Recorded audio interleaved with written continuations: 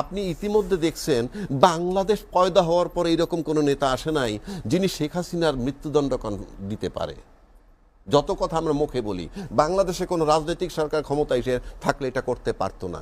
দ্বিতীয় কথা আসেন, সার্ভিং 14 জন অফিসারের বিরুদ্ধে গ্রেপ্তারি পরোয়ানা ইস্যু করেছে। বাংলাদেশে কোনো রাজনৈতিক নেতা নাই, আজকে পর্যন্ত নাই, আমার চ্যালেঞ্জ।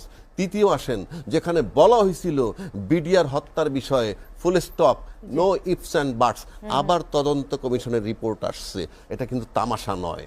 তারপরে যখন আপনার জেনারেল শাকিলের ছেলে বলে কোনো কাউকে ছাড় দেওয়া হবে না, সবগুলার বিচার করা হবে, তখন বুঝতে হবে পরিস্থিতি স্বাভাবিক নয়।